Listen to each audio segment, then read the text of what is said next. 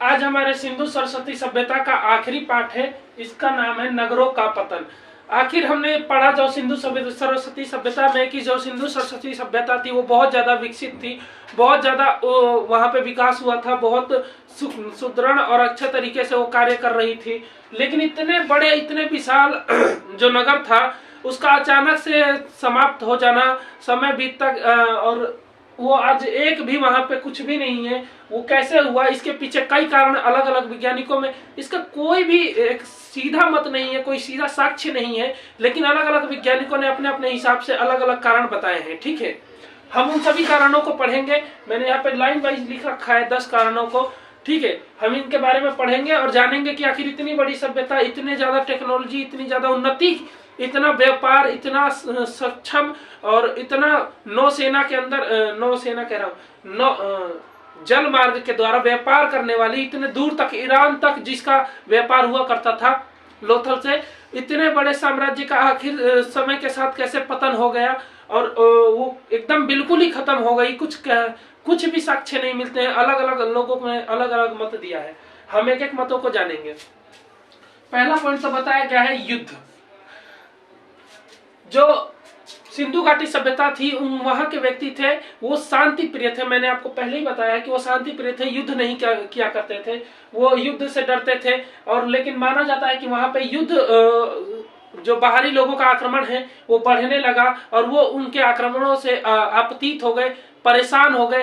रोज वो आते थे, लोगों को काट के चले जाते थे, इसलिए वो वहां से पलायन कर गए होंगे। लेकिन एक बार में इतनी बड़ी संख्या में पलायन कर जाना लोगों का एक असंभव सी बात लगती है। लेकिन फिर भी एक कारण युद्ध को माना गया है, क्योंकि यहाँ पे एक पुरुष, महिला और उसके एक बच्चे, तीनों का कंकाल एक साथ बरामद हुआ है और उनकी जांच से पता चला है कि उनके हड्डियों तक, मतलब धारदार चीजों से वार किया गया है, जैसे तलवार होता है, चक्कू हो गया, और सबको सामूहिक रूप से मारा गया है। इसका मतलब कोई कारण जरूर होगा, युद्ध जैसा ही प्रतीत होता है। इसीलिए युद्ध को भी इसके इतने बड़े नगर के पतन होने का कारण माना जाता है। अगला है बाढ़। बाढ़ इसलिए माना जाता है, पहले तो हम यहाँ पे जान लेते हैं। सिंधु सरस्वती सभ्यता कहाँ थी, रफली चित्र है, आप देख सकते हैं। जो ये इलाका था, ये थी सिंधु सरस्वती सभ्यता, ये सिंधु नदी थी। इसमें से ही कई सहायक नदियां थी, ठीक है, जिनके किनारों पर बसा हुआ था ये पूरा का पूरा साम्राज्य। इनके ऊपर बाढ़ इसलिए कहा जाता है क्योंकि माना जाता है यहाँ पे जो खंडहर है वो रेतों के अंदर दब गए हैं। आखिर ये रेत आए कहाँ से? जो समुद्र है इधर अरब सागर, कहा जाता है कि इसके अंदर भी सुनामी टाइप की आई होगी और इसने पूरे के पूरे साम्राज्य को ही निपटा दिया होगा। ठीक है, और सुनामी है तो अपने साथ रेत भी लाई होगी और उन रेतों से वो खंडहर दब गए होंगे। और उन खंडहरों में आज भी हमें रेत खुदाई के दौरान बहुत बड़ी मात्रा में मिलते हैं, समुद्री रेत, नदियों के रेत, क्योंकि वो रेत महीन होते हैं, जिसके आधार पर कहना है कि यहाँ पर एक बहुत विशालकाय बाढ़ आया होगा। मैके महोदय का कहना है कि यहाँ पर 2 से 3 बार बाढ़ आया होगा। ठीक है, और प्रत्येक जो स्थान था वो प्रत्येक स्थान नदी के किनारे था। ठीक है, तो नदियों के अंदर वर्षा के काल में बाढ़ अक्सर आया करते थे, लेकिन किसी समय में कुछ ज्यादा ही वर्षा हो गई जिसकी वजह से बाढ़ अधिक मात्रा में हो गए और बाढ़ की मात्रा बढ़ने के कारण पूरा का पूरा साम्राज्य ही धीरे धीरे खत्म होने लगा। लोग, और जो कुछ बचे होंगे वो ज्यादा परेशान हो गए क्योंकि यहाँ पे कुछ बचा नहीं होगा, तो उधर से पलायन करके नीचे दक्षिण भारत चले गए होंगे या फिर कहीं कहीं और चले गए होंगे। अगला कारण माना जाता है भूकंप, क्योंकि यहाँ पे जो परतें पाई गई हैं स्तर, वो 9 या 7 स्तर पाई गई है। ठीक है, कुछ 9 कहते हैं, कुछ 7 कहते हैं। और मैंने आपको पहले ही बताया कि अगर एक स्तर को, यानी एक साम्राज्य को खत्म होने में 500 वर्ष का समय लगता है, तो पूरे साम्राज्य को माना गया है 3500 वर्ष, क्योंकि 5 7 35 होता है। 3500 वर्षों में पूरी सिंधु घाटी सभ्यता खत्म हो गई है। तो भूकंप का इसका कारण इसलिए माना जाता है क्योंकि जो पहला स्तर था वो बन चुका था, लेकिन भूकंप आया और सब खत्म हो गया। फिर लोगों ने उसके ऊपर दोबारा निर्माण किया और दूसरा स्तर बन गया। ठीक है, लेकिन भूकंप आया, वो भी खत्म हो गया। तीसरा स्तर, यानी स्तर जो पाए गए हैं वो ये साबित करते हैं कि समय समय पर भूकंप आता गया और ये स्थान धीरे धीरे नष्ट होता गया। लोग परेशान हो गए इस तबाही से और उन्होंने यहाँ से पलायन कर लिया। चौथा कारण बताया गया है आर्यों का बार बार आक्रमण। हम पढ़ते हैं कि जो वेद पुराण के लेखक हैं वो आर्य थे, तो आर्य यहाँ के थे नहीं, मध्य भारत के थे। वो आते तो यहीं से आते, क्योंकि ऊपर तो हिमालय पर्वत है और नीचे यहाँ से रास्ता मिलता है उनको आने का, क्योंकि मध्य भारत यहीं पर है, मध्य भारत के नाम मध्य एशिया, यहाँ से उनको आने का जो रास्ता तो सीधा इनके होकर आता था। तो माना जाता है कि जो आर्य थे वो बार बार इनके ऊपर आक्रमण करते थे, क्योंकि एक समृद्ध साम्राज्य था, इनके पास धन दौलत, व्यापार, वाणिज्य, शिक्षा, कूटनीति तो नहीं थी, लेकिन शिक्षा, आर्किटेक्चर, कला, प्रत्येक चीज विद्यमान था जो एक सक्षम होने के लिए होना चाहिए। इसलिए आर्य इनके ऊपर बार बार आक्रमण किया करते थे। वो आर्यों से दुखी हो गए और यहाँ से धीरे धीरे वो पलायन करने लगे। आर्यों ने ही इनको बहुत ज्यादा क्षति पहुंचाई होगी, ऐसा भी कारण पता लगता है। अगला कारण बताया गया है नदियों का मुख मुड़ जाना। यहाँ पे मैंने जैसा कि आपको पहले ही बताया, नदियां बहुत सारी थी, ठीक है, मानते हैं कि उनके अंदर बाढ़ नहीं आया होगा, लेकिन आप तो जानते हैं कि नदियां समय समय पे अपना मुख मोड़ लेती है। इसके उदाहरण के लिए कहा जाता है कि एक सरस्वती नदी थी जो इधर में ही बहती थी, उसको उस समय में घंघर नदी कहा जाता था। घंघर, सरस्वती को ही सरस्वती, घंघर, ठीक है। घंघर नदी इसी को कहा जाता था। जो सरस्वती नदी थी वो समाप्त हो चुकी है। तो आखिर वो कैसे समाप्त हो गई? उसने अपना मुख मोड़ा, वो कहीं चली गई कहीं चली गई, और समय के साथ साथ उसके नदी में पानी नहीं आना बंद हो गया और धीरे धीरे सूखती गई सूखती गई सूखती गई और समाप्ति हो गई, ठीक है। तो घंघर नदी का समाप्ति इस बात का साक्ष्य देता है कि जो और भी नदियां होंगी उन्होंने भी तो अपना मुख मोड़ा होगा, और उन्होंने मुख मोड़ के कहीं जो पहले इस तरफ से जाती थी, अब जो राज्य थे उन्हीं तरफ बढ़ने लगे। जैसे ये राज्य है, यहाँ से एक नदी जा रही है, लेकिन ये अपना मुख मोड़ के सीधा इसी राज्य से होकर निकलने लगे, तो राज्य के लोगों को बहुत ज्यादा क्षति पहुंची होगी। तो नदियां एक बार में इतना ज्यादा मुख नहीं मोड़ती, वो धीरे धीरे धीरे धीरे घसकते घसकते यहाँ तक पहुंची होगी, यानी कि इधर से पूरा साफ कर दिया होगा, ठीक है, नीचे से। तो ऐसा होता है, तो नदियां भी मुख मोड़ती हैं, ठीक है, और नदियों के मुख मोड़ने के कारण इस सभ्यता की समाप्ति हो गई, ये कारण भी माना जाता है। अगला कारण माना जाता है भारी विक्षोभ। विक्षोभ मतलब होता है, कहते नहीं बादल फट गया, यानी कि बहुत बड़ी मात्रा में वर्षा हो जाना, ठीक है। ये लगा लीजिए जब उत्तराखंड के अंदर विक्षोभ आता है बहुत बड़ी मात्रा में, जो मानसून होता है वो अपने साथ पानी लेकर डोलता है, बादल लेकर घूमता है, और वो कहीं टकराता है तो उससे बहुत बड़ी मात्रा में पानी निकलता है, और वो अचानक से पानी इनके राज्य के ऊपर बरस गया, जिसकी वजह से इनका राज्य डूब गया और वहां के लोगों ने त्राहिमाम हो गया और वहां के लोग वहां से पलायन कर गए। अगला कारण माना जाता है सूखा। सिंधु घाटी सभ्यता के अंदर बहुत सारे स्थान है जहाँ पे केवल कुएं पाए गए हैं और कुछ नहीं पाया गया है। वहां पे खेती भी होती थी। सोचा ये जाता है कि आखिर उस खेती की सिंचाई के लिए वो किस चीज का प्रयोग करते थे। कोई दूर से नहर भी नहीं आ रही है, तो वहां पे कहा जाता है कि जो कुएं थे वहां के पानी से वो खेतों को भी सींचा करते थे। कुएं में पानी आखिर वैसे तो बहुत सारा होता है, लेकिन सिंचाई भी तो बहुत ज्यादा पानी खर्च होती है।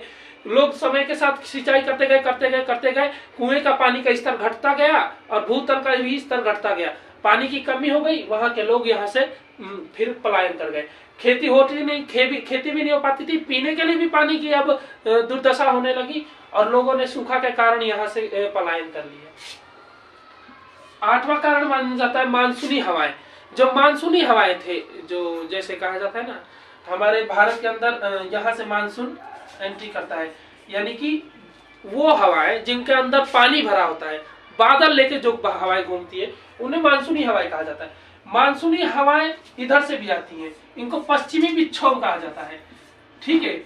और वो पश्चिमी विक्षोभ आके इनके इससे टकरा गई, जो यहाँ पे एक पर्वत है अरावली, जिसकी वजह से इस इलाके में बहुत ज्यादा सूखा ठंड पड़ने लगी, माहौल बदल गया, बाढ़ जैसी स्थिति आने लगी, लोगों के घर बार डूब गए और फिर उसके बाद से लोगों ने यहाँ से पलायन कर लिया। अगला कारण बताया गया है राज परिवार व राज दरबार में कूटनीतिक या षड्यंत्र या कहा जाए तो भ्रष्टाचार होने लगा।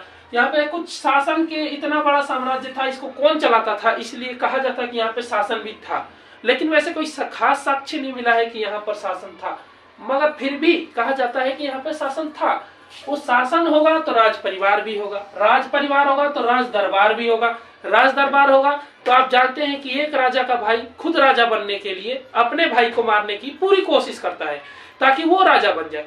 इसलिए राज परिवार के अंदर ही विद्रोह हुआ होगा, उस एक व्यक्ति ने दूसरे व्यक्ति को मारना चाहा होगा, फिर उसके जो पुत्र होगा वो राजा बनने के लिए उसको मारना चाहा होगा। ऐसे करते करते पूरे वहां के लोगों का दमन होते गया, राज परिवार ही खत्म हो गया। राज दरबार के अंदर भी अब लड़ाइयां होने लगी कि मैं उच्च पद का अधिकारी हूं तो मैं उच्च पद का अधिकारी हूं।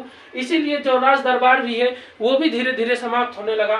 ठीक है, और इस तरह करके पूरे के पूरे यहाँ पे जो शासन करने वाले ही बिगड़ गए तो लोग तो मत हाथी की तरह बावड़े हो ही जाएंगे। लोग भी अपने हिसाब से बदलने लगे और लोगों ने समय के साथ अपना जो यहाँ से पलायन करना है, क्योंकि भ्रष्टाचार जब कोई रोकने वाला नहीं होता है तो क्राइम ऑटोमेटिक बढ़ जाता है। क्राइम बढ़ गया तो जो लोग थे वो यहाँ से पलायन करते हैं।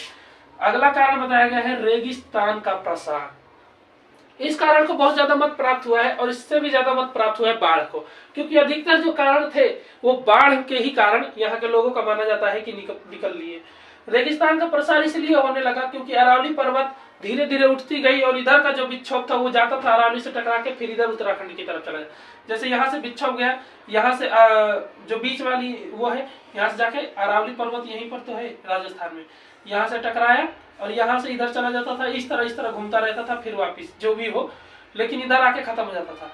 तो ये इधर नहीं जा पाता था इस तरफ वाले एरिया में, इसके इस तरफ वाले एरिया में, और जिसकी वजह से यहाँ सूखा बढ़ने लगा। सूखा बढ़ने के कारण रेगिस्तान यानी कि जो रेतीली भूमि थी उसका प्रसार ज्यादा होने लगा। पेड़ पौधे हो नहीं पाते थे तो मिट्टी को नमी मिल नहीं पाती थी, और मिट्टी नमी नहीं मिलेगी तो रेगिस्तान का प्रसार। आज भी भारत के अंदर जो थार का रेगिस्तान है राजस्थान में, उसका प्रसार होते जा रहा है, लेकिन भारत सरकार ने इसको नजरिए में लिया है, इसको अपने अथॉरिटी के अंदर लेते हुए पेड़ को ज्यादा से ज्यादा लगाने के प्रयत्न किया है उधर की तरफ। ठीक है, और वहां पे हरा भरा करने का चीन ने तो बहुत सारे अपने रेगिस्तान के बहुत बड़े इलाके को हरा भरा कर भी दिया है। ठीक है, क्योंकि कुछ खास किस्म के पेड़ आते हैं जो कम पानी में भी उग जाते हैं, पहले उन पेड़ों को लगाया जाएगा।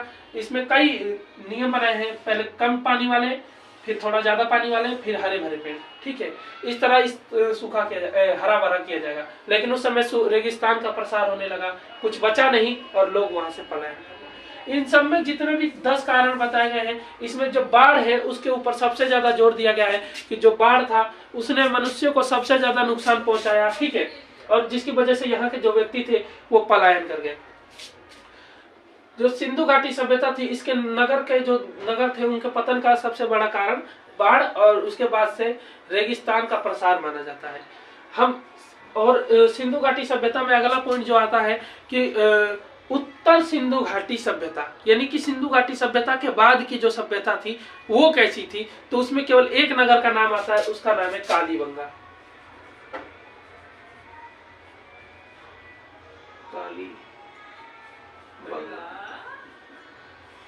कालीबंगा जो कि हमारे राजस्थान में स्थित है। ठीक है, कालीबंगा का मतलब होता है काली, बंगा मतलब चूड़ी। ठीक है, काली मतलब काला और बंगा मतलब चूड़ी।